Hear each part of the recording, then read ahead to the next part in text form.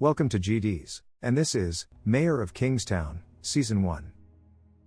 Season starts with Mike McLusky sending contrabands over a prison wall, which is ignored by the guards.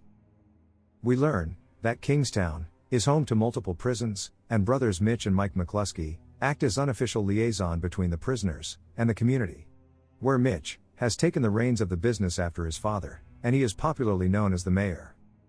Mitch gets a request from a woman who wants him to pick up a package for an incarcerated prisoner Milo. Though Mitch is a bit apprehensive, but he agrees to do so. While Mike is asked by the prison guard Jim to help out his younger brother Sam, who just started working as a guard in the prison, and he was fooled into writing a letter by the inmates, and now they are holding it as leverage over him.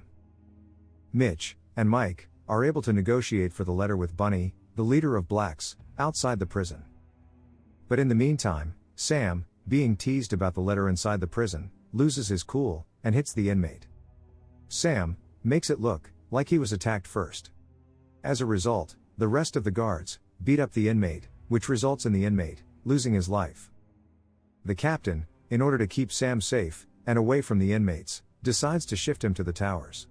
We also get to see McLusky's mom, Miriam. She is a college professor and also teaches female inmates in the prison.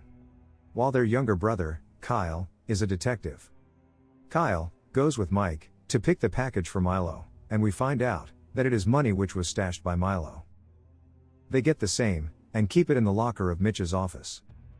Meanwhile, the girl who gave Mitch the information is attacked and killed. Her attacker, going through the documents she had, learns that Mitch will be holding a lot of cash. He goes to Mitch's office and forces him to open the safe and give him the money. Being afraid that Mitch might come after him, as he has seen him, he ends up killing Mitch. Mike, finding about his brother's death, is broken and wants revenge. The police were able to locate the man responsible for Mitch's death, and they assured Mike that he won't see the courts. The SWAT goes into his house, and they take him out. But in the process, the money he took is confiscated as evidence. Miriam, loosing Mitch, doesn't want to loose Mike also. She asks Mike to leave and not to follow his father's and brother's footsteps. But with the people looking for the mayor to help, Mike decides to stay for the moment. He is also threatened by Milo's men for loosing his money. But he makes sure that Milo and his men understand that it's not the case. Milo, knowing that they need to keep the new mayor happy, asks his men to call Iris from New York, as she is one of their best working girls, as moving forward, Milo wants her to liaison with Mike. The prison guards, knowing that the deal, which Mitch and Mike negotiated for Sam, is gone because of Sam's action. They now want Mike to fix the situation. Mike asks Ed to lock the black leadership so that there might be a play for control of the yard by other gangs. And this will remind them who is in charge. Meanwhile, he goes to Bunny and presses on him to let Sam off the hook, or they will lose control of the yard and the prison. We also learn that Mitch was an informant for the feds, and they offer the same deal to Mike.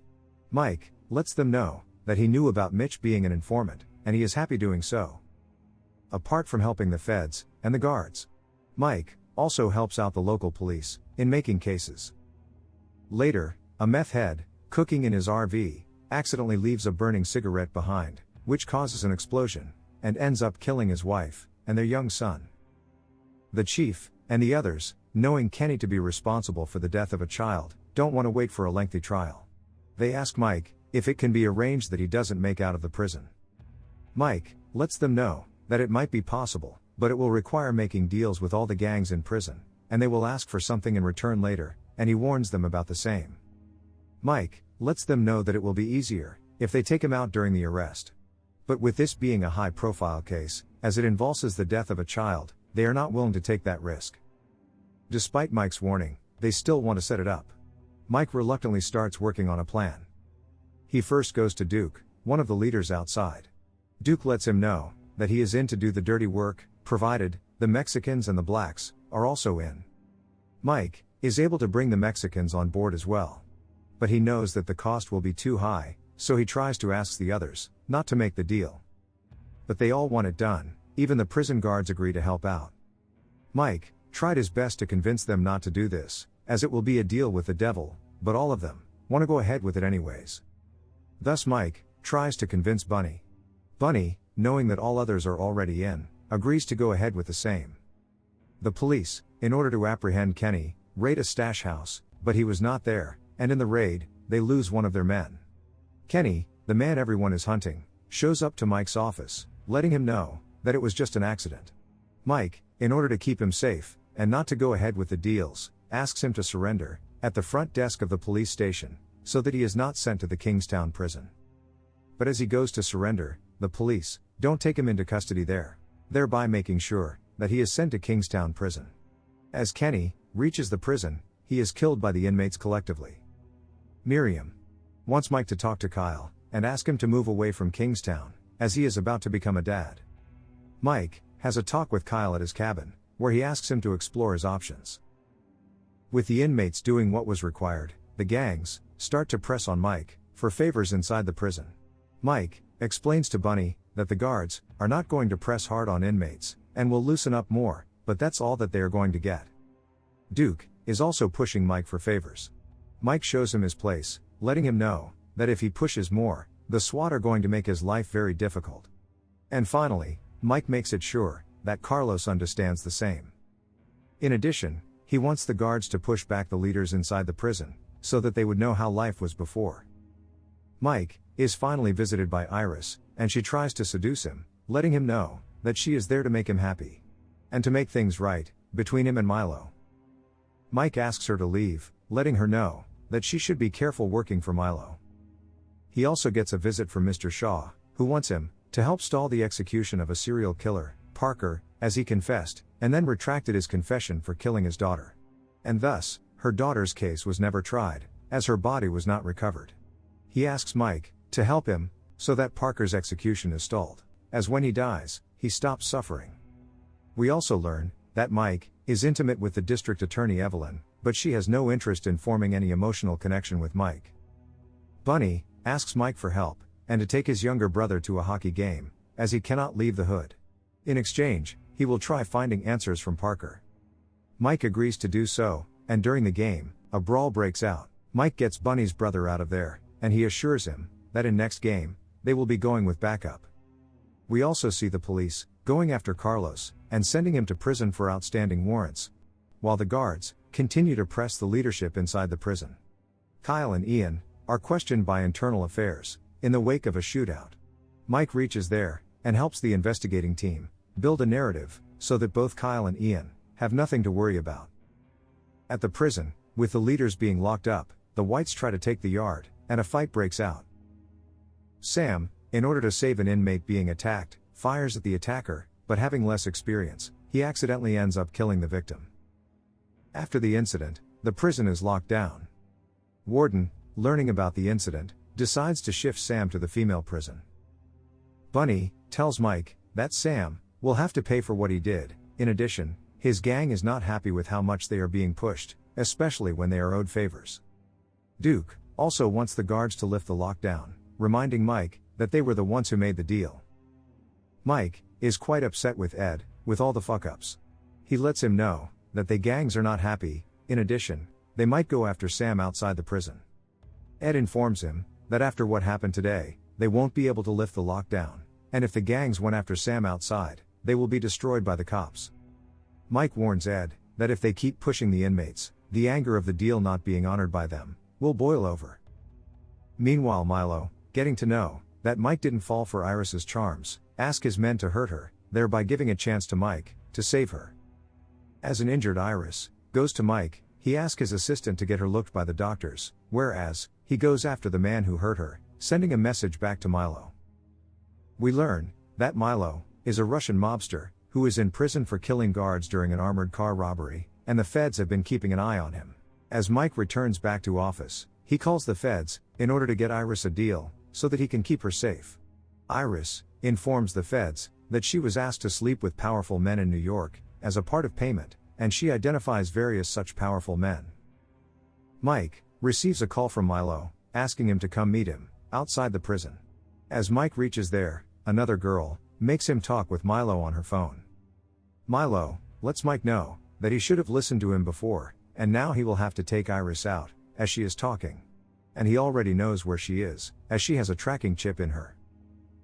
By the time Mike returns back to the office, He finds that 2 of the agents interviewing Iris are dead, while the 3rd agent, along with Iris, are gone. With 2 agents being dead, and 1 missing, the feds are all over Mike. He hands over his phone, but they have nothing which connects Milo to the incident. Mike goes to meet Milo in prison. Milo lets him know that he needs to find a metal object for him in the same land where he found the money for him, as he now knows how to get to him. Milo makes it clear to Mike that if he doesn't go, he will be forced to break another angel. Meanwhile, in the prison, Parker is executed, while the rest of the inmates have refused to eat in order to protest against the lockdown. While in the female prison, Sam is being seduced by an inmate. Outside, we see the agent who was with Iris was indeed working for Milo, but instead of rewarding him, they kill him too, in order to avoid loose ends. While Iris is handed over to Duke as a gift, to do with her as he pleases. Mike, on discovering the body of the agent who was missing, knows that there is no way for him to find out where Iris is, and thus, he decides to look for the object Milo asked for. Mike, using a metal detector, and searching the fields, finds a bus, buried inside the ground. And it turns out that the bus had 26 bodies in it.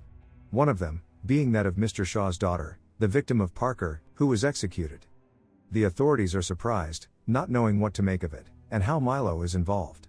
Evelyn wants to shift Milo from Kingstown prison, to build pressure on him, in order for him to cooperate. Whereas Mike goes to see Milo's lawyer, letting him know what he found. He assures Mike that this was not what he was supposed to find. Mike makes it clear to him that if he is being set up, he will take him down with him. In the prison, with the inmates going on hunger strike, the warden gets worried, and he decides to sit down with all the gang leaders. Warden, against assurances from the leaders for peace between all the gangs, allows the lockdown to be lifted, despite the guards opposing the same. With the leaders back in the yard, and talking with each other, Ed is worried, knowing that the gangs are planning something. Meanwhile, Iris is being drugged and abused by Duke and his men, and she is completely broken. Duke, having no use for her, decides to sell her. But as fate would have it, the gang who bought Iris is directed towards their rivals' territory, and they are killed, while Iris is saved. And it turns out that those who took the van were Bunny's men. Bunny calls Mike, and Iris chooses to leave with him. Knowing what happened to her, and who was responsible, Mike goes to Duke and kills him, along with every other gang member who was responsible for breaking Iris. Mike also removes the implant from Iris and takes her back to his cabin so that she can rest and recover. Meanwhile, at the female prison, Sam is tricked into helping the inmate who was hitting on him. As he was taking her to the infirmary, Cherry takes him to a blind spot and seduces him to make out with her. And when he was done, Cherry stabs and kills him. Cherry then claims to be attacked by Sam, and she only stabbed him in defense. While in the male prison, members of all the gangs, working together, stab and kill Jim. The guards want the warden to lock down the prison, as they know it was planned by everyone. But warden doesn't want to do so, as he made a commitment to all the inmates. Instead, he asks the guards to shift the leader of the blacks to another prison. Ian and Kyle also arrive at the prison to shift Milo, while the guards were also preparing for the leader of the blacks to be moved. But he breaks out, knocking down Ian, Kyle, and other guards. Milo, in exchange for getting out of his cuffs, helps them out with the keys, and the inmates arm themselves. The inmates, being armed, take over the entire prison, killing several guards, and taking many as their prisoners. Kyle and Ian also wake up, and knowing that they are a prized hostage, they decide to hide in order to survive. Mike, being in the cabin, and helping Iris recover, is unaware of what is happening in the town. As he heads back, he learns about the prison being taken over by the inmates. He also gets to know from her mother that Kyle is also in the prison. He tells her not to worry, and he will take care of it. With the prison being taken over, everyone is arguing about who has jurisdiction. Mike is able to connect with Kyle, and gets to know his location. SWAT team, knowing the location of Kyle and Ian, decides to go in, while the inmates are willing to negotiate with Mike only. Mike starts the negotiation with Carlos, but by the way he was talking, Mike was able to figure out that he is not the one who is the leader. The inmates want Mike to come in to talk, and in order to show them how serious they were, they execute a guard. Meanwhile, at Duke's, Tom is investigating the shooting, and finding a phone which had Mike's number dialed, he decides to destroy it. Back in the prison, Milo is going through the lockers, and he finally finds guard's uniform of his size. Kyle and Ian are saved just in time by the SWAT, and they decide to head further inside the prison. National Guards also arrive in the prison, and they take up position on the wall, as Mike goes inside to negotiate. Mike is informed by their leader that he knows that he is never getting out, and he just wants to send them a message that it was them who broke their side of the deal. Before Mike could say anything, he executes Ed. Seeing this, the National Guard opened fire, and anyone who didn't give up was shot down. The National Guard move in through the yard, while the SWAT was able to make their way inside the prison. By the time the shooting stopped, many were killed. But both Mike and Kyle were able to make it out alive, and they hug their mom. As the season ends, we see Milo escaping the prison in guard's uniform, while Mike returns to his cabin in order to be with Iris. Thanks for watching. And if you liked it, please subscribe.